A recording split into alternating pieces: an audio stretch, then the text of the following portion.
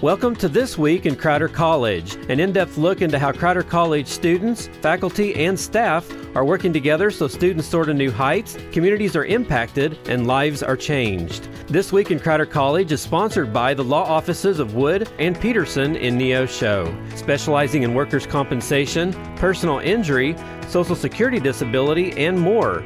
Learn more online at neoshoattorney.com. Now here's this week's edition of This Week in Crowder College. Welcome to a brand new week of This Week in Crowder College right here on 91.7 FM. Adam Winkler here with you, joined once again by the Director of Public Information out there at Crowder College, Cindy Brown. And Cindy, thanks for being back with us. Thank you for having me.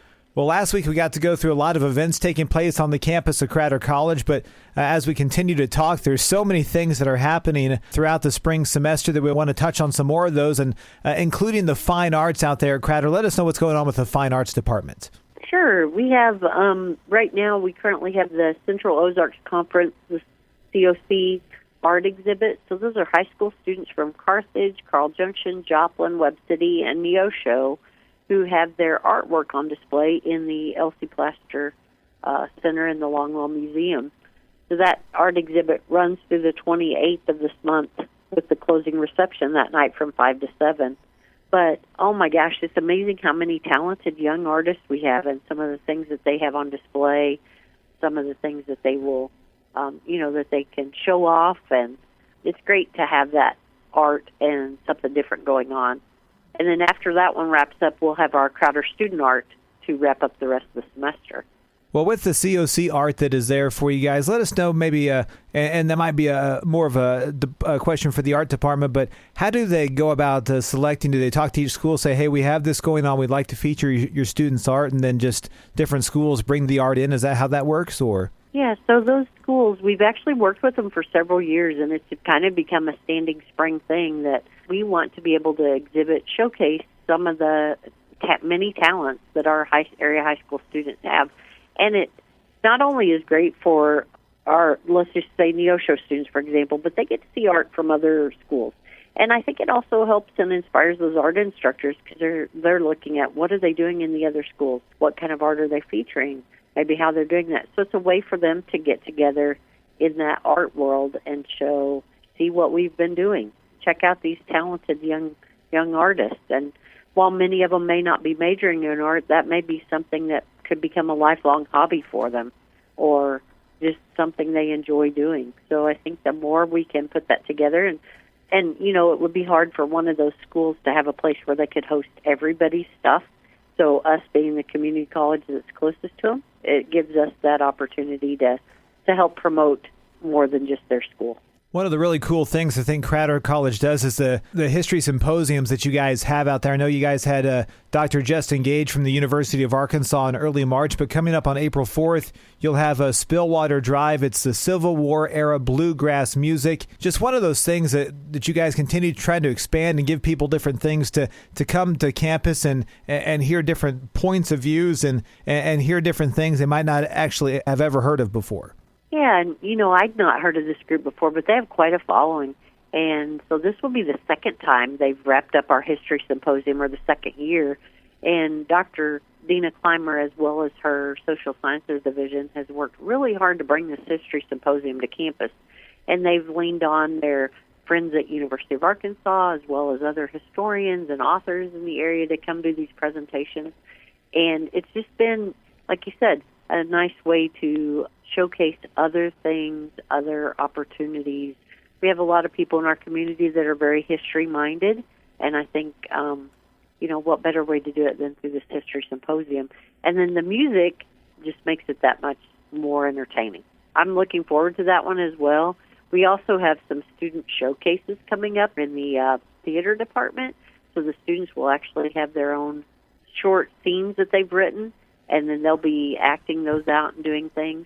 Trying just some different things in the theater department with our new director, and hopefully it'll be an evening of one-act plays that's entertaining for not only our students and staff, but our community as well. Kudos to the theater department. They've been doing a really good job. They've been really busy. Of course, the brand new theater, the renovation has been just a great addition out there at Crowder College. But they had the Diviners performance in early March, and then they're working on Suspects and Sleuths, and then these individual performances as well. They've really tried to hone their craft this spring semester, it seems like. And I know for people, they say, well, it looks like the same auditorium it was before.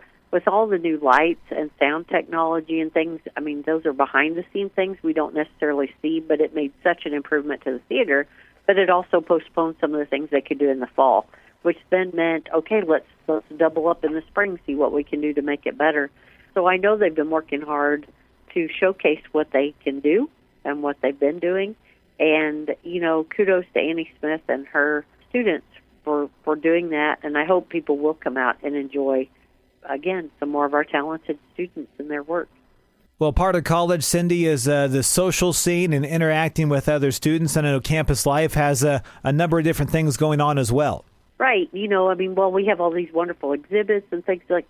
We got to remember we're here for our students, and we like to do a lot of things to bring them together, because one of the biggest things you can take away from college, besides the education classroom part, is the social interaction and the friends you make for life and those types of things. We'll do bingo nights. We'll do a bonfire with yard games. We'll have a bowling night. And then they've got a March Madness. You would enjoy this, Adam. March Madness bracket set up so that we can determine who's going to be our NCAA basketball champion. Well, we already know the answer to that, but I won't spoil it for anyone who doesn't know. But no, that is a lot of fun, and just a chance to interact with other students. I know we always talk about all the great things they do in the fall semester as well, and then you add these things to the spring. And that's one of the special times about college, is just spending time with each other on campus. Those are some of the best memories I know I have of my time throughout college. It wasn't something that happened during an athletic event or during a practice, but it was just a time we spent on campus doing certain things and just being together. And those are the memories that really stick out in my mind.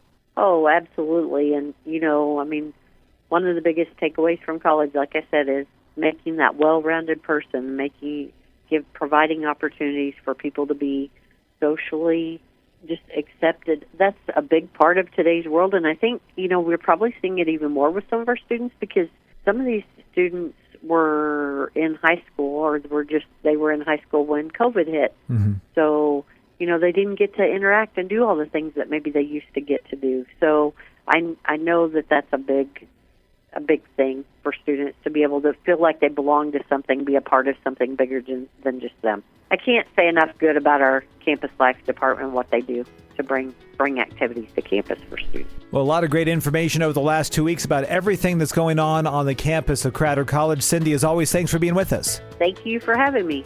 Thank you for listening to This Week in Crowder College. This Week in Crowder College is sponsored by the law offices of Wood and Peterson in Neosho.